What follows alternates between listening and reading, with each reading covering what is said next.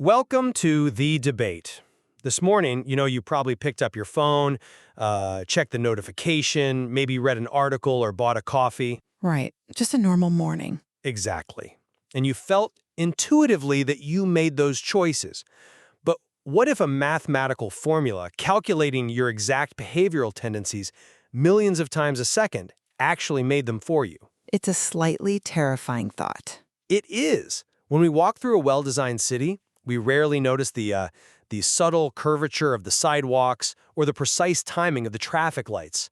We simply feel that we are freely choosing to take a pleasant stroll. Mm-hmm. But in reality, a city planner has carefully architected that environment to guide our flow.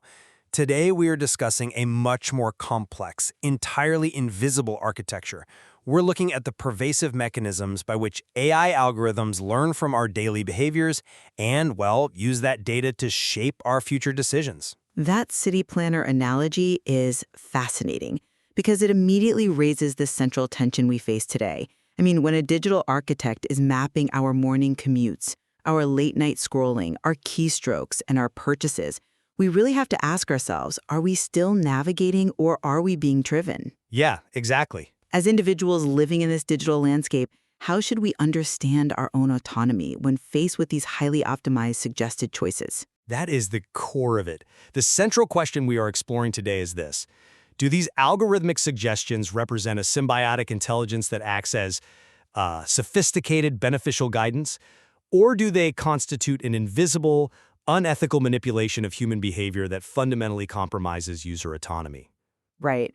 I will argue that algorithmic shaping is a collaborative tool. It is something that actually preserves our autonomy while optimizing our choices for better collective and individual outcomes. And I will argue that the covert nature of these algorithms inherently exploits our psychological vulnerabilities. Treating human behavior as just a vector to be optimized fundamentally reduces our agency and subjects us to invisible manipulation, making user autonomy nothing more than a comforting illusion. Well, let me give you a different perspective on how these mechanisms actually function, because I view AI behavioral learning as sophisticated guidance, not coercion. Think about the sheer scale of the data streams being ingested globally. It's massive. It's staggering.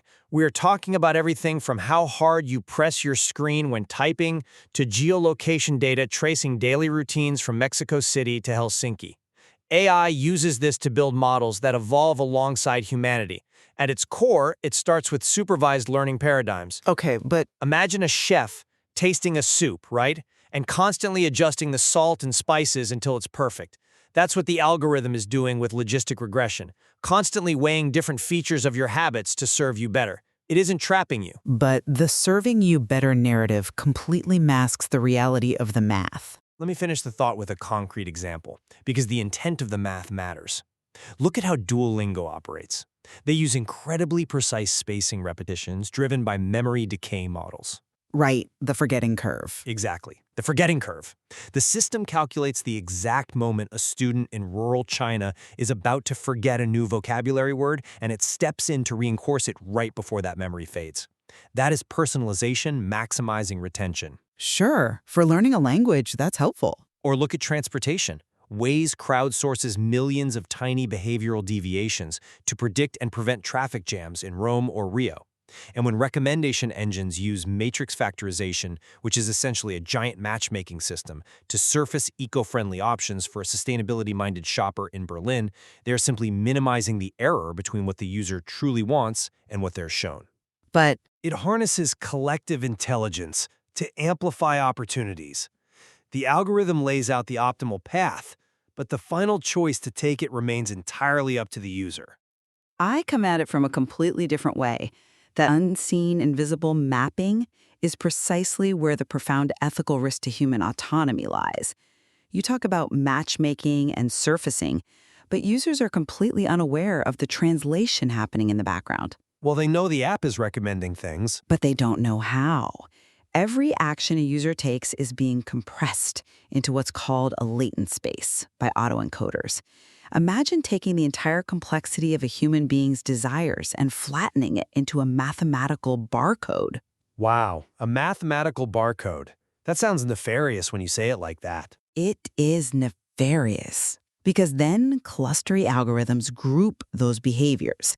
There are systems out there using things like DB-Scan that take your shopping habits and dynamically group you with neighbors in São Paulo markets to predict shared wants. These algorithms do not just suggest. They engineer choices using the hard, calculated realities of behavioral economics. But behavioral economics isn't inherently malicious. I mean, it's just the study of how we act. It is when it's asymmetrical. They exploit defaults, scarcity, and social proof. Look at the data on global e-commerce. When platforms shape your shopping cart by injecting prompts like "others bought this," it artificially boosts conversions by 20 to 30% globally. That's just good marketing. That isn't a gentle suggestion. That's leveraging tribal psychology to force a sale. Or consider fitness apps. They manipulate behavior using artificial streaks. The algorithm knows exactly how much it hurts a user psychologically to break a chain, based on millions of data points about global dropout patterns. But that keeps people healthy. When our digital environments are dynamically altered by multi-agent reinforcement learning systems that are optimizing strictly for platform metrics like engagement or conversion, our choices are no longer our own. They are the calculated output of a machine. I see why you think that, but let's take a step back and look at where these shaping mechanisms operate in critical, high-stakes areas. You're focusing heavily on e-commerce and retail, where the platform's profit is obviously the primary motive. Because that's where most of our digital lives happen. Fair, but what happens when we apply that exact same nudge architecture to areas where human irrationality actively harms the individual? Let's talk about healthcare and finance. Okay. In India, there are healthcare apps tracking pill timings for chronic patients. They use reinforcement learning to figure out the precise time of day a patient is most receptive to a reminder. The algorithm intervenes and it directly reduces hospitalizations. That is literally saving lives. I'm not denying that an alarm clock that knows when you're awake is useful, but the underlying mechanism. Let me build on that with finance, because it goes way deeper than an alarm clock. Look at robo-advisors. They shape investment portfolios using mean variance optimization. Right. Rather than getting bogged down in the math, think of it as a perfectly rational advisor sitting across from you, balancing your exact ratio of potential return against your personal risk tolerance. It mathematically nudges users past their own irrational loss aversion. You know, that very human flaw where we fear losing $5 more than we desire gaining $5. Sure, behavioral biases. We have profound behavioral biases. Think back to our opening analogy. If an architect designs a physical library to naturally guide you toward the educational section rather than the exit, we call it good design. Why is an algorithm doing the exact same thing considered manipulation? Because it's not the same thing. Isn't a completely random, uncurated digital experience actually less empowering because it leaves us at the mercy of our own cognitive blind spots? I'm sorry, but I just don't buy that. Let me tell you why. Your library architect analogy implies a static, universally beneficial intent. A library wants you to read. Yes. But the architect of the digital world is a dynamic algorithm optimizing for a mathematical reward. And that reward is almost never aligned purely with the user's well-being. Yes, healthcare and finance might have noble guardrails in specific applications, but the exact same mechanisms are used across the web to exploit impulse buys and manipulate uncertainty. Let's talk about contextual bandits. Which are essentially just algorithms trying to find the best option in an uncertain environment. They do much more than try to find the best option. They use techniques like Thompson sampling to constantly test ad variance in real-time auctions from New York to Nairobi. Imagine a street magician constantly reading your micro-expressions to figure out exactly which trick will get you to open your wallet, shifting tactics in milliseconds. That's a bit dramatic. It's accurate. The algorithm is dynamically testing which psychological trigger will successfully separate a user from their money. When a system is dynamically shifting its parameters to find your exact breaking point of resistance, that is not a library guiding you to a book.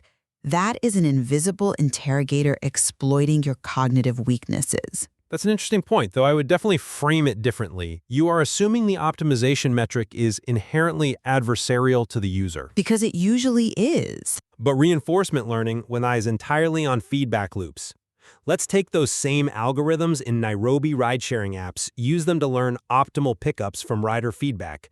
The algorithm's reward is inherently tied to user satisfaction. In that specific case, maybe. If the user feels manipulated or if the pickup spot is dangerous, the user gives a bad rating and the system registers a negative reward.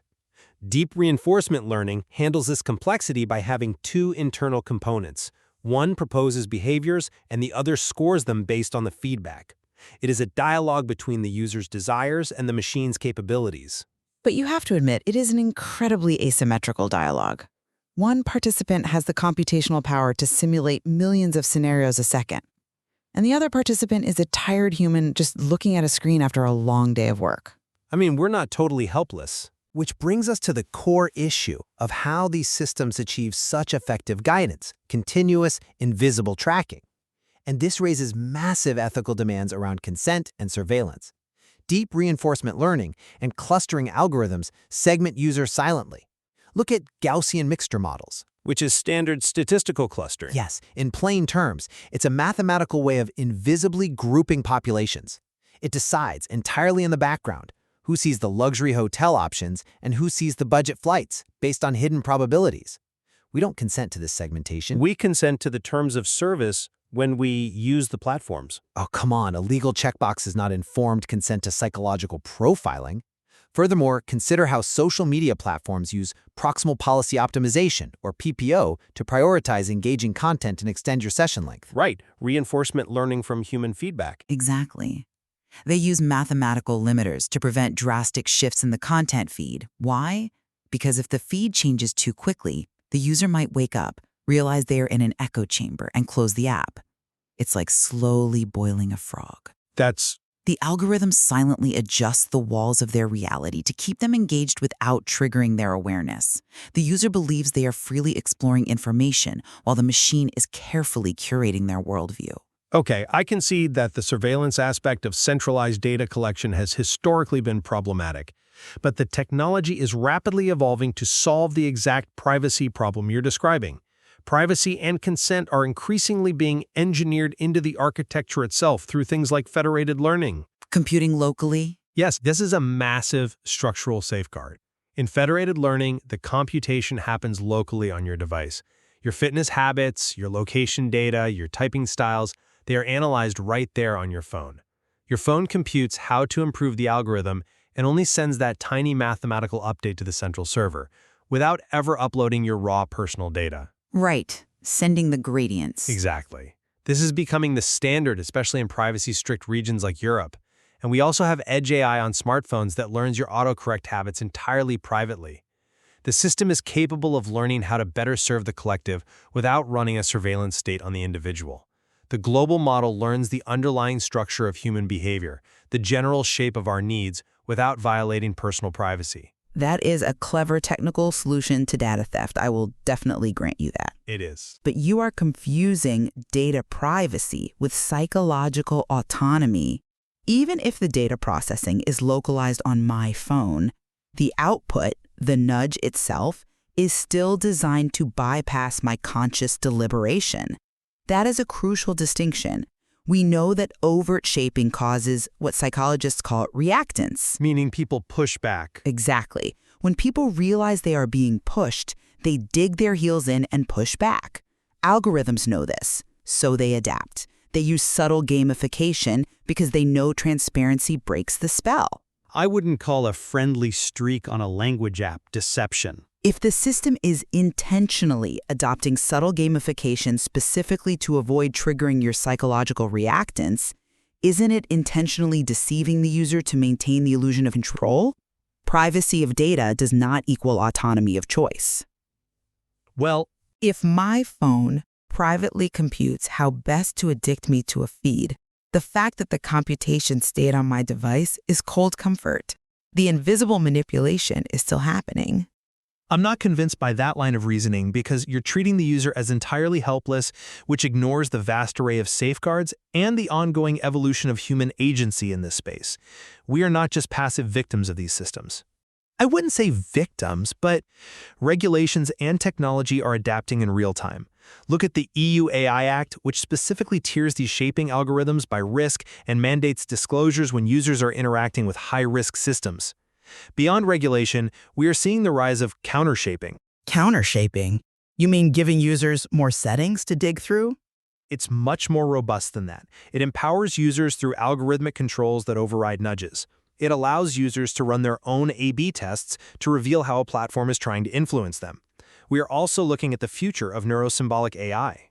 Ah, yes. Traditional neural networks are black boxes, right? Even the engineers don't always know how they reach a conclusion. But neurosymbolic AI promises to place explainable, logical rules on top of those black box networks. This means the AI won't just nudge you, it will be able to explain the exact logical steps of why it is suggesting a certain path. By providing transparency in these counter tools, the system transitions from what you call a subtle manipulator into a conscious collaborator. That's a compelling argument, and neurosymbolic AI sounds fantastic in a regulatory white paper. But have you considered the sheer asymmetry of the burden you're placing on the user? How so? In practice, you are asking a human being to constantly monitor and override an algorithm that is calculating gradient descent. Think about what gradient descent really is.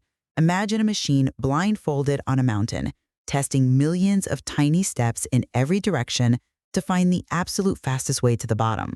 Right, to minimize error. Except the bottom is the exact point where your psychological resistance breaks.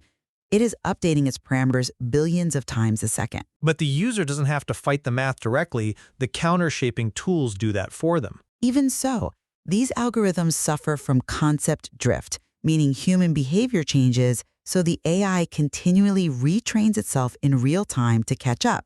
They use sophisticated techniques to prevent themselves from forgetting past successful manipulations while learning new ones. Will they adapt? Expecting a user, or even a user's local counter tool, to fight against a machine that learns their vulnerabilities faster than they can comprehend them is an impossible treadmill. Furthermore, we haven't even touched on algorithmic collusion in pricing or the inherent bias from imbalanced data. Underrepresented behaviors, especially in the global South, completely distort these models. The shaping isn't just manipulating individuals, it's systematically skewing learning based on who generates the most profitable data. The bias issue is incredibly real, and I won't pretend it's solved overnight. But engineers are actively addressing it with data augmentation and fairness constraints mathematically built into the models. And I have to return to the sheer scale of the benefits we get when we get this right.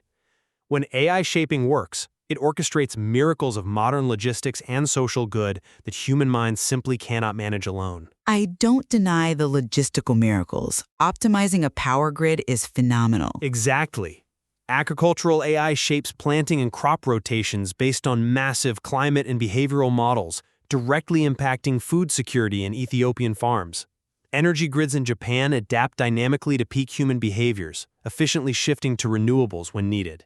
It slashes costs and prevents disasters in aviation through predictive maintenance. But humans aren't aviation engines. The human capacity to process global variables is strictly limited. AI behavioral learning, when paired with equitable data and transparency, acts as a symbiotic intelligence. It democratizes progress. It provides an essential digital choice architecture that helps users overcome their own biases, cognitive limits, and information overload to achieve the very goals they want to achieve. Applying those exact same optimization algorithms to a power grid is one thing. Applying them to human psychology is where the unprecedented threat lies. We are not airplane engines, and our daily behaviors shouldn't be predictive maintenance targets. But the principles... The sheer scale and invisibility of algorithmic nudging fundamentally reduces human behavior to a vector to be optimized. When an AI learns the nuances of indirect communication in Asia versus direct communication in the US solely to better shape its interventions and maximize its metrics, it is mapping the very contours of human culture for the sake of efficiency. Treating our agency as a variable in a massive multi-agent reinforcement learning simulation subjects us to invisible behavioral manipulation. It replaces the messy, beautiful reality of human autonomy with a mathematically smooth trajectory. I think where we fundamentally converge today is on the absolute scale and stakes of this phenomenon. From coordinating disaster evacuations in Pacific Islands to, the TikTok algorithms surfacing niche content for Nordic minimalists, the global ingestion of human behavior is staggering. It really is. The digital world is no longer a neutral tool sitting passively on a desk. It is an active, dynamic participant in human decision-making. And because of that, we both agree that robust ethical guardrails, profound transparency, and continuous human oversight are unequivocally necessary. We absolutely agree on that. The critical analysis of these invisible architectures is quite possibly one of the most vital conversations we can have as a society right now.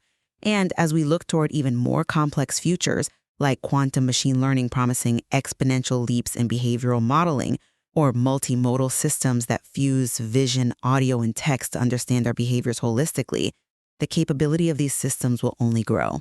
Yeah, exponentially. As they become capable of understanding our impulses better than we understand them ourselves, the requirement for those ethical guardrails moves from important to existential. It certainly does. We've explored the complex mechanisms and the profound philosophical implications of AI behavioral learning today.